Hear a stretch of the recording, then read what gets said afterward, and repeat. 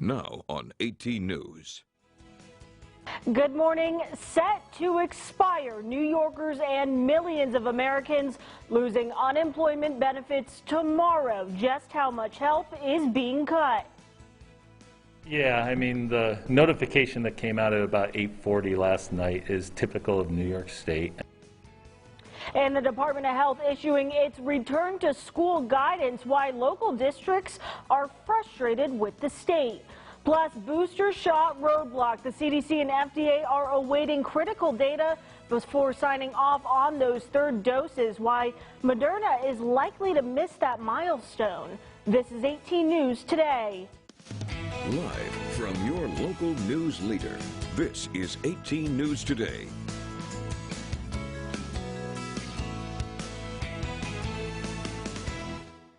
Good morning, everyone. I'm Sarah Wilson. Today is Saturday, September 4th.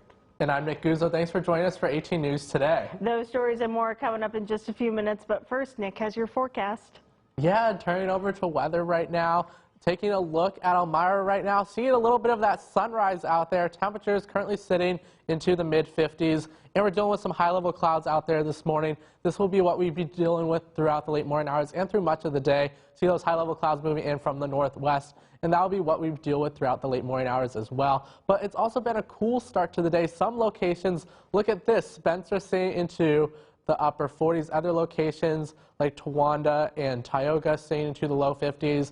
But Elmira, Corning, Troy, Wellsboro also getting into the 50s. So it's been a cool start to the day. Even if you're going out and about this morning, you might have to grab that light jacket as it is a little cooler out there, and just planning out your day for you. Seeing temperatures eventually making their way into the mid to upper 70s for our highs today, and we'll be dealing with some partly sunny conditions as some cloud cover slowly builds in, but most of us will be enjoying some sunshine as we head throughout the day. All more details coming up in my full forecast.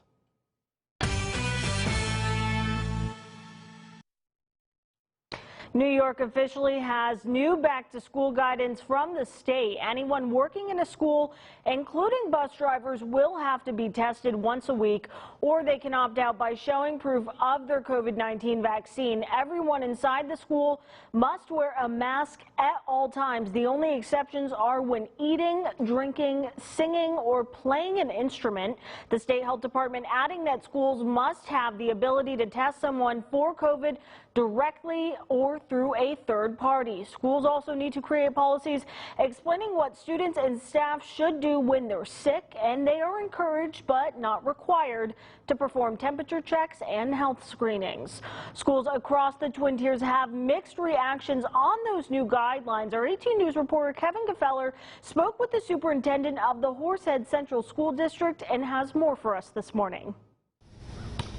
Classes are set to begin at Horseheads High School come Wednesday, September 8th, and things will look different from last year. Mainly, in-person learning is back. We're trying to hit the ground running with a much more positive tone because we are going to be open 5 days a week in person, and that is a major change. Dr. Douglas, the superintendent for the Horseheads Central School District, is happy to be back, but the updated COVID-19 guidance has him frustrated at Albany with less than a week to prepare. Yeah, I mean, the notification that came out at about 8:40 last night is typical of New York State and definitely typical of Dr. Howard Zucker, who does not understand how the real world works. As far as my colleagues and us, we will adjust as we have always done to try to do it the best we can. But this late-breaking immediate requirement right a day before Labor Day, which we opened pretty much the day after Labor Day, is quite tedious. A major part of the guidelines, masks are mandatory. Yes. Would we rather have everybody see everybody's faces? Absolutely. Are we going to fight for that? Absolutely. But we also have to do it with health and safety. We really support everybody on both sides of the issue, and that's what causes consternation at times because people feel they aren't being listened to, but they are. Reporting in Horseheads, Kevin Gefeller, 18 News. And cyber attacks are on the rise since the start of the pandemic, and school districts and universities can fall victim to them. CyberCon IQ CEO says attacks have been increasing as scammers operate outside of U.S. laws, and it's not just big companies being targeted. We're clearly in back-to-school season, so parents and students should all be aware that school districts are in fact the #1 targeted part of our government now. So last year, in the last quarter of last year, more than 50% of the attacks on government were in school districts. A professor of cybersecurity at Harrisburg University says teachers can help prevent attacks by being cautious about opening any emails they receive. President Joe Biden plans to start delivering COVID booster shots by September 20th for most Americans, but they are facing new complications. The CDC and FDA are awaiting critical data before signing off on those third doses. Moderna's vaccine is unlikely to make that milestone. Officials say Moderna produced inadequate data for the organizations to recommend the third dose of its vaccine. The FDA had requested additional data that is likely to delay those boosters in October. Pfizer, which is farther along in the review process, is still expected to be approved for a third dose all in time for the 20th. A key FDA panel is set to review Pfizer's data on boosters on September 17th. Data for boosters on J&J's single-dose vaccine will not be available for months because that vaccine wasn't approved until February. The American Academy of Pediatrics is urging the FDA to authorize the COVID vaccine for children as young as 5, quote, as soon as possible. The Pfizer vaccine was given emergency use authorization in May for children ages 12 to 15. Both Pfizer and Moderna want their vaccines authorized for younger kids, but one pediatrician says it is important that the FDA carefully reviews the safety data from clinical trials involving all young children. We want to make sure that when children are getting their vaccines, it's with the least amount of side effects and the most protection, and that's what's most important. To learn more about the young children's clinical trials and how soon that vaccine could be authorized for them, visit mytwintiers.com. Tomorrow, New Yorkers and millions of other Americans are set to lose unemployment benefits. The federally funded program put in place during the pandemic will end the $300 weekly unemployment bonus. As of July, New York's unemployment rate stood at 7.6%.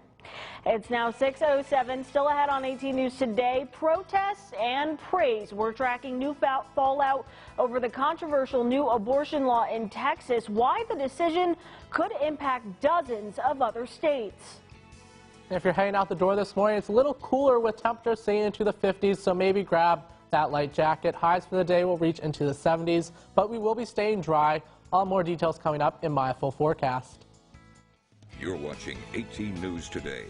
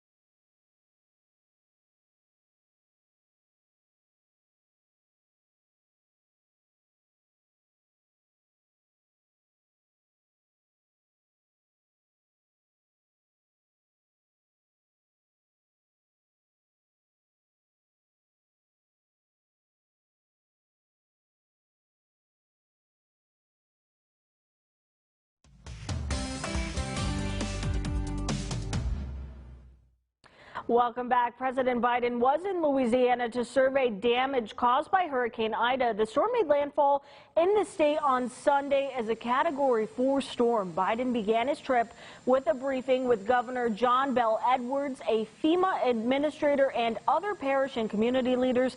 He then traveled to the hard-hit Cambridge neighborhood to survey damage from Ida. Biden announced that $100 million worth of direct assistance has already been given to the state residents so far. He added that he is working with FEMA to help those who are unaware of the available assistance.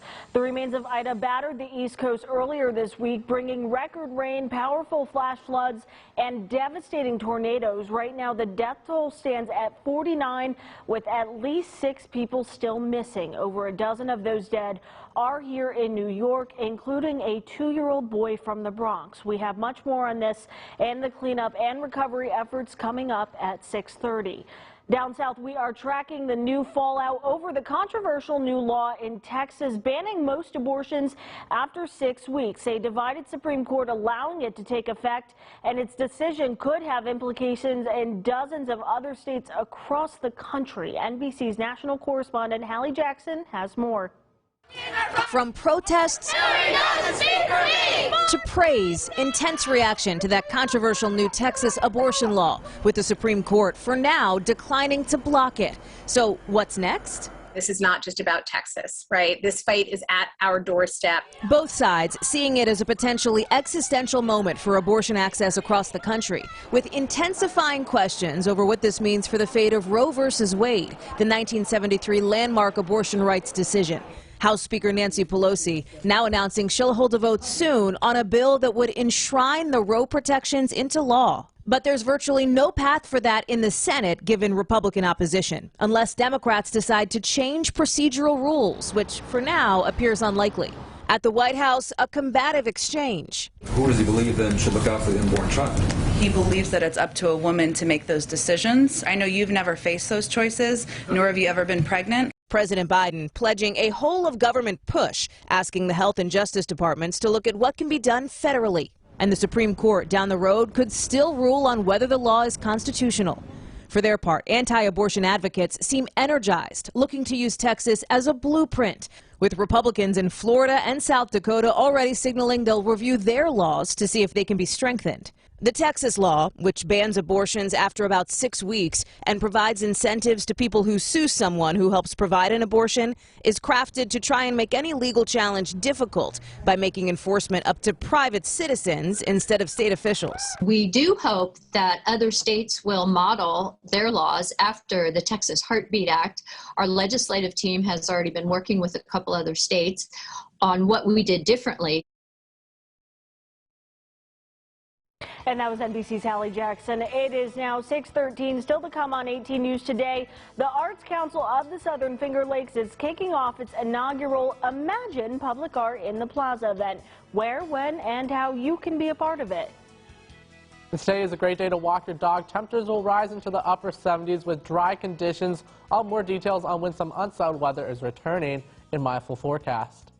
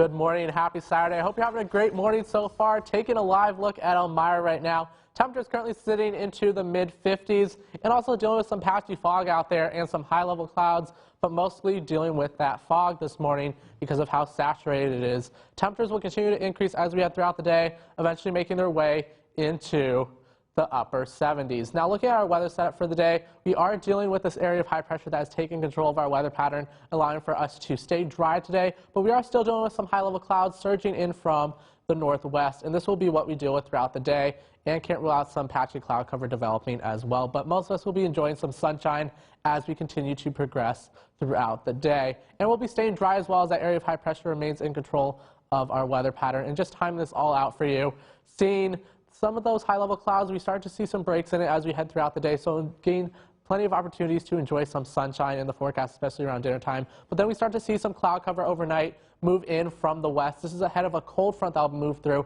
and here's some of those showers moving in as well for the early hours of Sunday during the morning hours. That's when we start to see that rain move in as that cold front advances into the region. And some of the rain could be heavy at times, just indicating some of those yellow and oranges on there, showcasing the potential for some heavy rain. But we will start to slowly start to dry out as we start heading into parts of the afternoon, still dealing with some shower chances right around dinner time. But afterwards, we do start to see us clearing out and also drying out after that cold front moves through, with another area of high pressure moving into the region.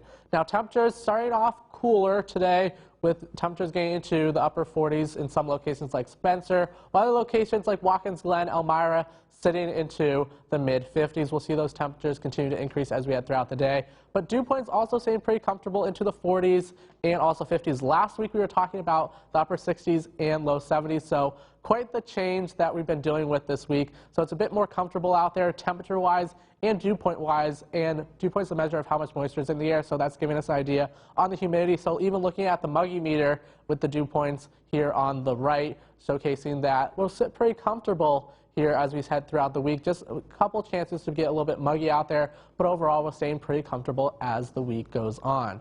Now, just looking at temperatures today, making their way into the upper 70s, dealing with partly sunny conditions, but temperatures staying near average for this time of the year, so going to be a comfortable day here in the Twin Tiers. And then overnight temperatures dropping to near 60, mostly cloudy, and then we have those shower chances late overnight into the early part of tomorrow as that cold front advances into the region.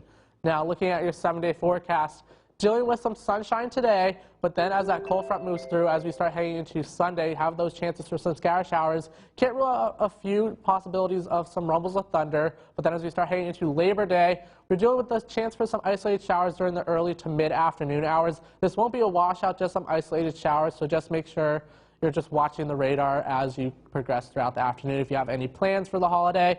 Tuesday, we get some sunshine back into the forecast. Wednesday, a chance for some showers once again. But then Thursday and Friday, we enjoy some sunshine once again. And then also dealing with temperatures, staying pretty seasonable for this time of the year into the mid-70s. Some days getting into the upper 70s and then dropping into the low 70s by Thursday.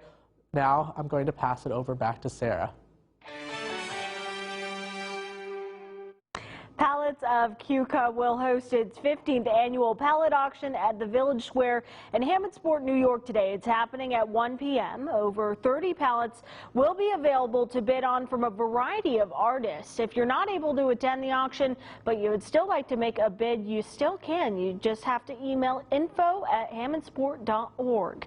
The Arts Council of the Southern Finger Lakes will present, quote, Imagine Public Art in the Plaza today. It's happening at the Corning Civil Center this afternoon as well as tomorrow from 1 to 8 p.m. Local artists, street performers, art installations, and theater, music, as well as dance performances will fill the plaza with art. That's what happens when you have art just happening outside in public spaces, is that passers-by just stop and enjoy it. So that's really the purpose of this event, is to kind of demonstrate what can happen, what you know, the culture of the area can be. The event is free, family-friendly, and, of course, open to the public.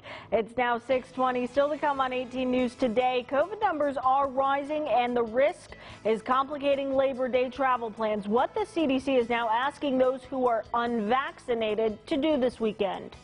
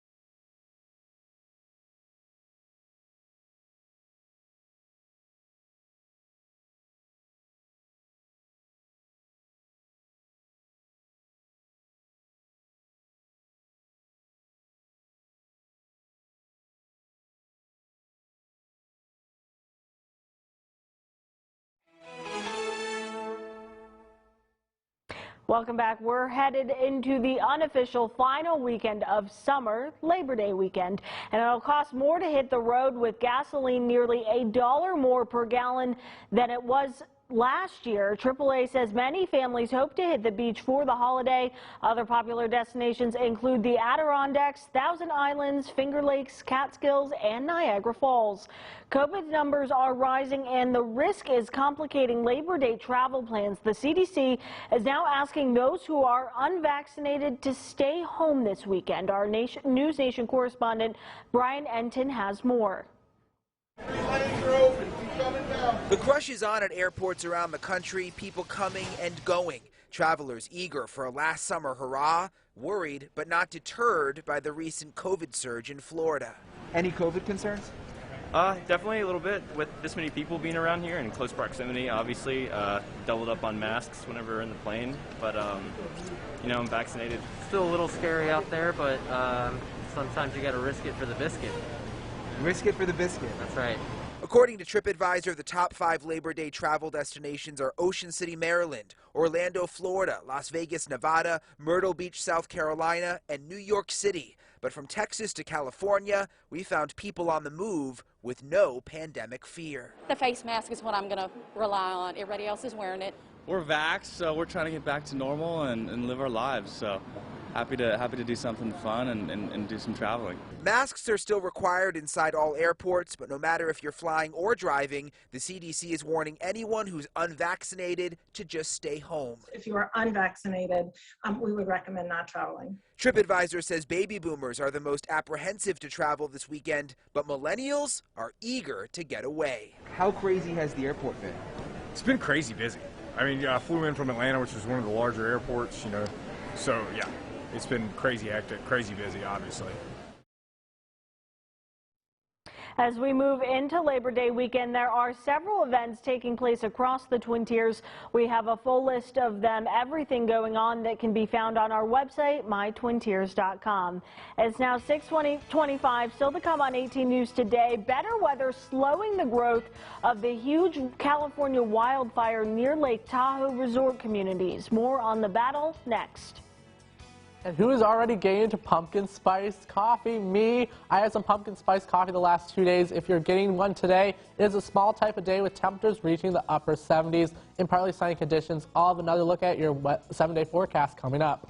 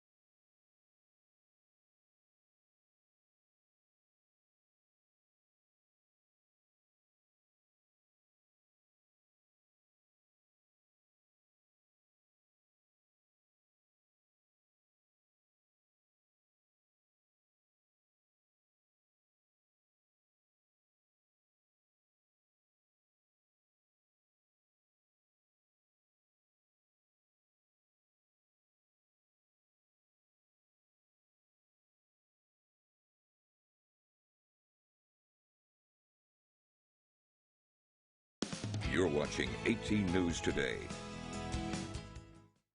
Welcome back. Well, it is finally starting to feel like fall outside, and I don't know about you, and I don't know about you, but I am loving it. Hey, I like it too. Fall is my favorite season, actually, so I'm all for this. And yeah, as Sarah was saying, we're starting to feel like fall with temperatures staying near average for this time of the year into the upper 70s, some days getting into the low 70s for late next week, but also today dealing with some sunshine, tomorrow unsettled weather with a cold front moving through, but then for the holiday, dealing with the chance for some isolated showers. It won't be a washout day, just really looking at those isolated showers during the afternoon to early evening. And then Tuesday, we're starting to deal with some sunshine and multiple days of sunshine next week, Sarah. Hopefully people will have some good weather for any picnics they're going to. Turning now to those wildfires out west, better weather has slowed the growth of the huge California wildfire near the Lake Tahoe resort communities.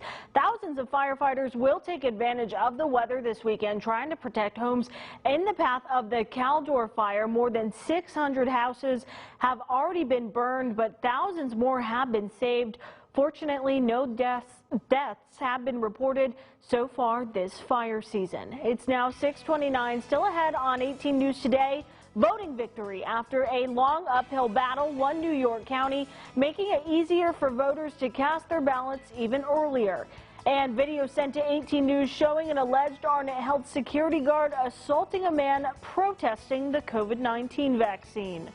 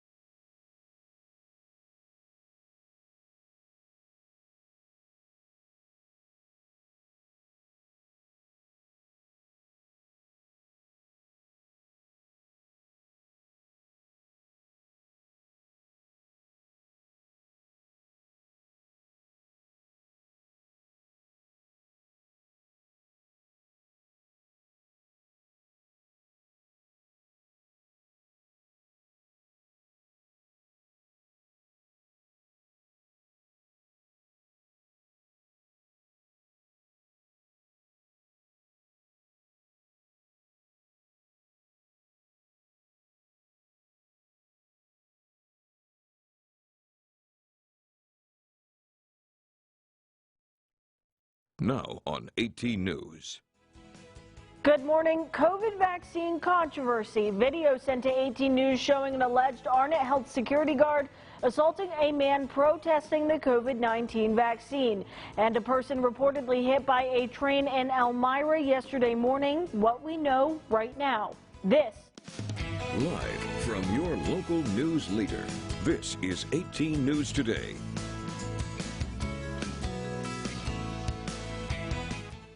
Good morning, everyone. I'm Sarah Wilson. Today is Saturday, September 4th. And I'm Nick Guzzo. Thanks for joining us for 18 News Today. Those stories and much more coming up in just a few minutes. But first, Nick has your holiday weekend forecast. Yeah, it's going into a holiday weekend, a long weekend, something to look forward to. Looking outside right now in Elmira, it is looking quite foggy out there. This will continue to lift as we head throughout the morning hours, but we're still holding on to that patchy fog this morning, so make sure you take it slow if you're out and about with some of these foggy conditions. Temperatures currently sitting into the mid-50s. We'll see temperatures making their way into the upper 70s as we head into the afternoon. And also, we're still dealing with some high-level clouds as well. Looking at satellite and radar, seeing some of those high-level clouds moving in from the northwest. But we will be staying dry today as we start heading into the afternoon hours, still staying dry as this area of high pressure remains in control of our weather pattern as we progress throughout the day. Now, just looking at temperatures right now, starting off cooler today. If you're out and about, you might need to grab that light jacket. Some locations like Spencer sitting into the upper 40s. Other places like Towanda, Troy, and even Tioga sitting into the low 50s. So it's a cooler morning, but also a bit comfortable, feeling like fall out there, even though we're heading into the holiday weekend. But temperatures today heading into the mid to upper 70s and dealing with some partly sunny conditions and potentially some mostly sunny conditions, able to enjoy some sunshine as we head throughout the day. I'll have more details coming up in my full forecast. Turning now to a developing story out of the city of Elmira, where police have confirmed to 18 News that they're investigating an alleged train pedestrian accident. According to a witness, the incident happened on the train tracks between Home and West Miller Street in the city's south side yesterday morning. 18 News reached out to Elmira police, who says the investigation is ongoing. Of course, we'll have more details and bring you updates when they become available. A Waverly man has been arrested following allegations he sexually abused a 9-year-old girl. That's according to the Waverly Police Department. Both Waverly Police and the Tioga County, New York Child Protective Services investigated the accusations surrounding 34-year-old Christopher Henson, who allegedly subjected the girl to sexual contact on 2 separate occasions in April and May of this year. Henson is a registered sex offender and was arraigned and released by the court, awaiting further legal procedures. You touch me, you will go to jail. In an 18 News exclusive, an Elmira man allegedly assaulted by an Arnett Health security guard on Thursday while protesting the COVID-19 vaccine. That alleged assault caught on camera, which was sent to 18 News from the victim's nephew. According to the videos posted on Facebook, James Sweeney appeared to be on the sidewalk at the intersection of Grove Street and Rowe Avenue in Elmira with a sign urging nursing staff to call off on September 7th in protest of the New York State healthcare worker vaccine mandate. In the video, a security guard approaches Sweeney and begins to move his belongings to the other side of the road. Despite Sweeney's verbal protest, it appears the guard then hits the phone out of Sweeney's hand. A police report has now been filed. Arnett Health telling 18 News in part, quote, an investigation has been initiated regarding the, quote, unfortunate incident captured in the video. The officer involved in this confrontation has been placed on administrative leave pending the outcome of this investigation.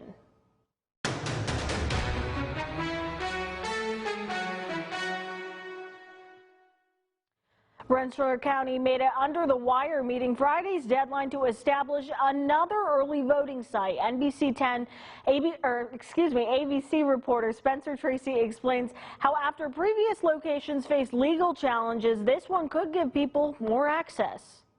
A hard-fought battle to bring early voting to Troy is now over. We're delighted.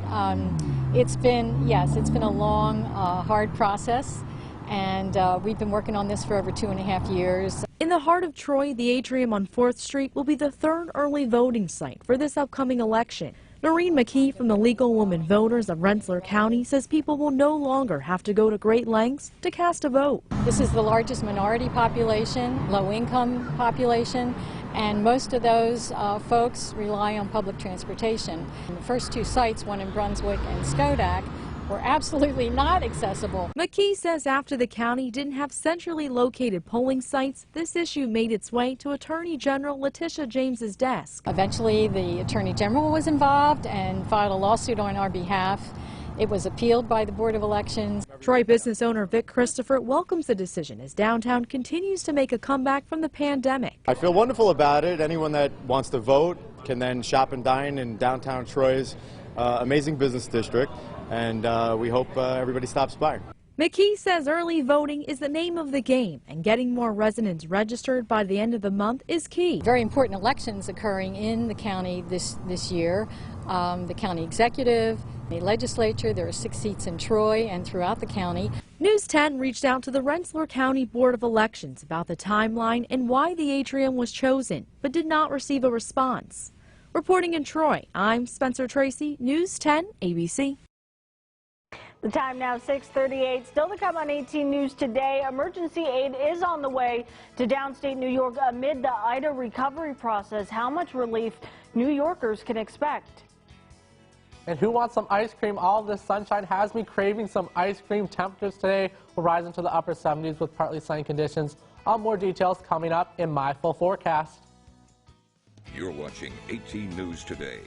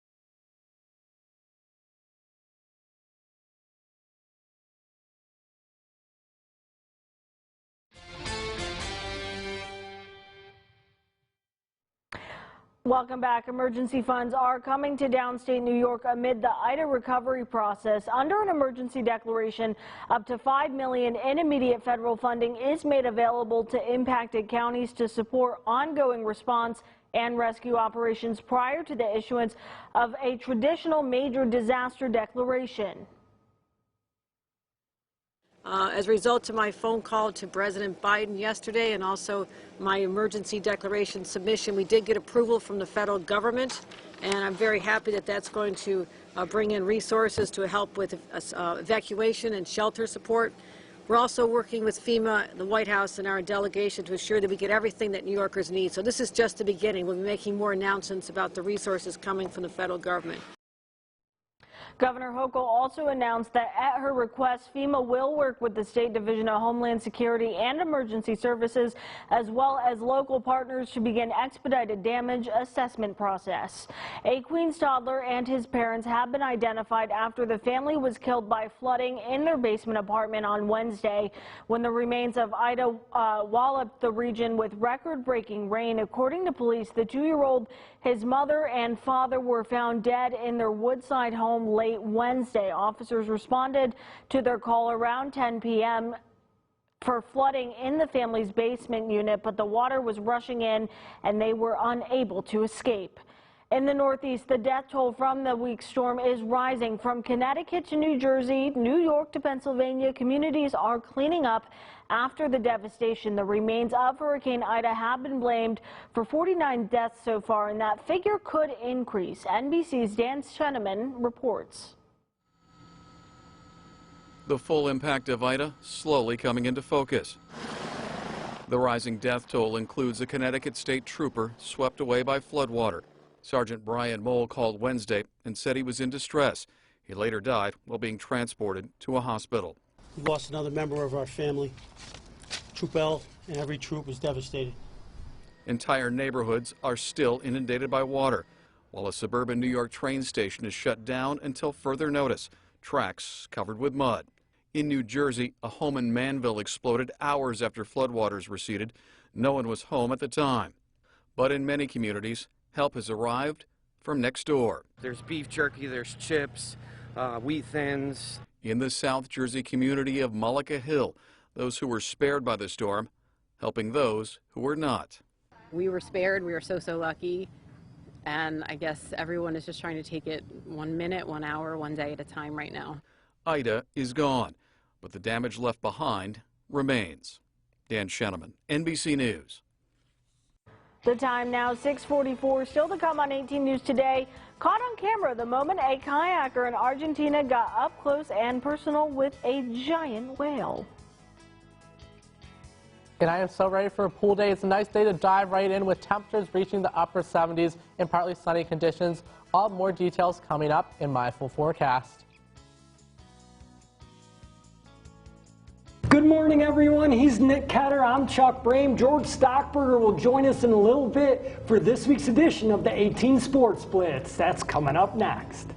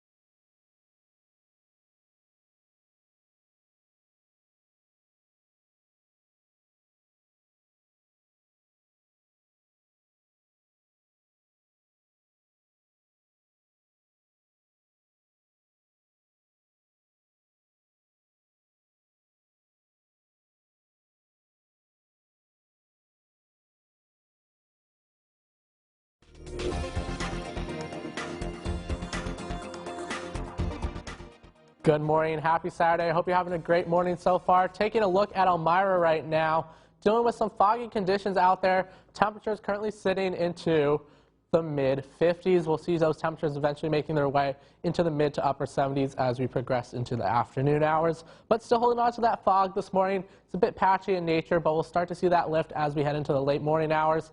And also we're still dealing with some high-level clouds as well, but we'll be staying dry today as we start heading throughout the rest of the day, as well as this area of high pressure remains in control of our weather pattern, allowing for us to stay dry today and just holding on to some high-level clouds. But we will see plenty of sunshine today as well, even seeing some of those high-level clouds moving in from the northwest. But we're staying dry, and that'll be the trend as we head throughout the day. Even start to see some of that cloud cover dissipate as we head into the late morning hours and even into the afternoon, enjoying some sunshine in the forecast. But then as we start heading into the overnight hours, start to see some cloud cover build in ahead of a cold front moving in. And then here comes those showers associated with it as we start heading into the early morning hours of Sunday and then into the late morning hours as well, we start to see some of that rain move through. Could be heavy at times, seeing some of those yellow and oranges on radar, indicating some heavier rain possible at times with some of these showers that move through. Can't rule out some rumbles of thunder as well, and then we start to see some more showers move through as well as we start heading into the afternoon hours. Can't rule out some isolated thunderstorms as well as we start heading throughout the afternoon hours. But then overnight on Monday into from Sunday into Monday, we start to see us clearing out and also drying out as another area of high pressure moves into the region.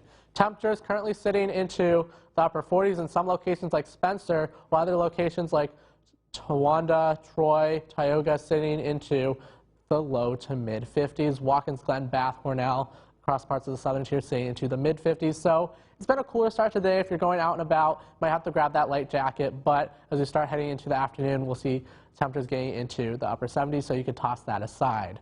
Now, what's also staying comfortable is dew points. Last week at this time, we were talking about 60s and low 70s, so now we're talking about the 40s and low 50s. So this is giving us an idea of the humidity, and it's staying pretty comfortable, even looking at the muggy meter, staying pretty comfortable throughout parts of this week. Can't rule out some muggy conditions as we start heading into the beginning of the week or to the middle of it, but most of us will be staying comfortable as we head throughout the week humidity-wise.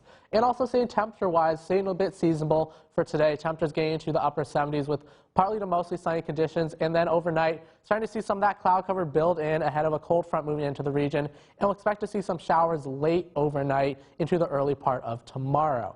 And temperatures will be dropping into the low 60s. Now looking at your 7-day forecast, dealing with some sunshine today, but then as we start heading into Sunday, we have a cold front moving through, bringing with the chance for some scattered showers and isolated thunderstorms. Then for the holiday, Monday, Labor Day, dealing with the chance for some isolated showers. This will be isolated in nature during the early to mid-afternoon, so not a washout. Just got to keep a track of the radar as you head throughout the afternoon hours. So hopefully they don't ruin any of your outdoor plans that you might have for the holiday. Tuesday, enjoying some sunshine once again. Wednesday, unsettled weather returns, but then Thursday and Friday, we start to dry out once again.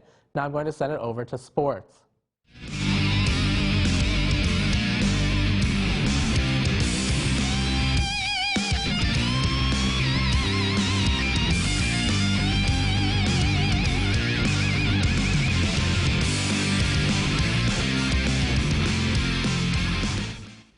Good morning, everyone, and welcome to another edition of the 18 Sports Blitz. He's Nick Ketter. I'm Chuck Brame. George Stockberger will join us in a little bit. Nick, it's week 2 of the Blitz. That's right, Chuck, and we're excited. We're ready to go. It's also week 1 of Section 5 football. It sure is, Nick, and Haverling had a big season this past spring, going 7-1 and making it to the sectional finals. Could they start off this season with a win? The Rams opening up at home against Mid-Lakes. Mid-Lakes up 7-0 in the second. Ricky Wright back to pass. He fires over the middle to Jared Brownell for the 24-yard touchdown pass.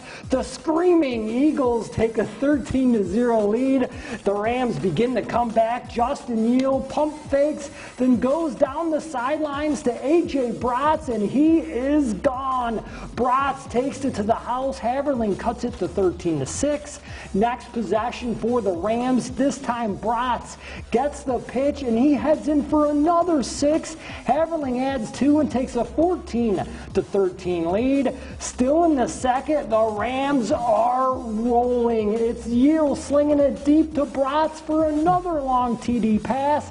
Haverling scores 48 unanswered points and takes it 48-13. Now, East Syracuse, Manoa was in town last night. Waverly was ready to go for that one. Look at that entrance right there. Pretty awesome stuff. Opening kickoff. How about this move? Ryan Clark, perfect onside kick, and the Wolverines start off with the ball. Now we go to 4 minutes to go in the first quarter. It's Tyler Bell dropping a dime to Rakeem L for the Spartans. That gives them a first down. That drive would stall for them. Now going to the second quarter, it's Joe Tomaso for Waverly throwing this one way up to Jason Piper, and what a play right there. And that would set up this coming play right here. The handoff to Gage Tedesco, and he would take this one all the way to the house for a 26-yard touchdown. That score would help Waverly win this one 31-7. Now over to George Stockberger with some NTL action. Thanks, Nick. We head over to the NTL and we start deep in Hornets territory with Wellsboro Hornets hosting South Williamsport in their home opener of the 2021 season. Mountaineers at the goal line on a fourth down after a big Hornets stop. Junior quarterback Landon Larson looking to make a play on his own, but the Hornets defense stings him at the goal line again. A big goal line stand for Wellsboro. Isaac Keene quarterbacking for the Hornets. He takes a deep shot, and he's going to hit senior Ryan Sweet. A juggling catch, and Sweet hurdles a man. Check this out. He's going to throw a stiff arm before he goes into the end zone. How sweet it is. The Hornets get a big touchdown there from Sweet. South Williamsport looking to respond. Clayton Swarthouse takes the handoff, and he takes off down the sideline for a long Mountaineers touchdown, but that would be South Williamsport only score of the game. Wellsboro hangs on for their first win of the year, 17-7. The Hornets, they move to 1-1 on the season. To Island Park in Blossburg, North Penn Mansfield in action at home against Wyalusing. Rams junior quarterback Blake Morningstar takes the snap. He's going to roll to his right and flings it downfield to senior Jacob Bruin. Bruin gets a first down with that catch, and check this out. He's going to hurdle his man for a big Wyalusing play there in the third quarter. Still in the third, Morningstar throws one over the middle, and it's picked off by the junior Cohen Lehman of the Panthers. One of 3 turnovers early in the third quarter. On the ensuing drive, Lehman again using his legs, lowering his head not once, not twice, but 3 times to get into the end zone for North Penn Mansfield. The Panthers win a big one at home, 28-18 over Wyalusing. That's all for our NTL action. Back to you, Chuck and Nick.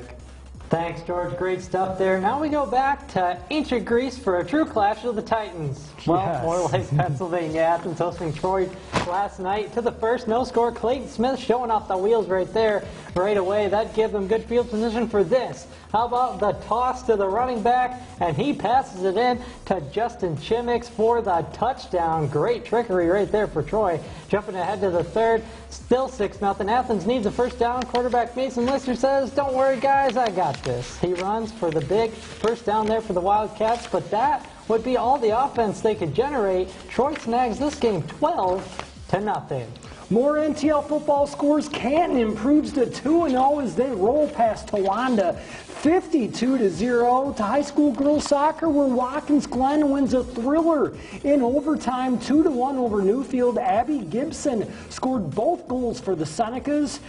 The Elmira College women's volleyball team gets a big win last night, 3-0 over Keystone College in their home opener. Now to college football. It starts today. Syracuse and Penn State kicking off that season. Syracuse opening up on the road at Ohio at 7 p.m. The Orange will look to improve on last season's 1-10 record. Plus, there's a QB battle. Tommy DeVito will get the start, but Mississippi State transfer Garrett Schrader, he may also see some snaps as well. Penn State will start things off in Wisconsin, taking on the Badgers. The Nittany Lions went 4-5 last season, but finished on a 4-game winning streak. That game kicks off today at noon.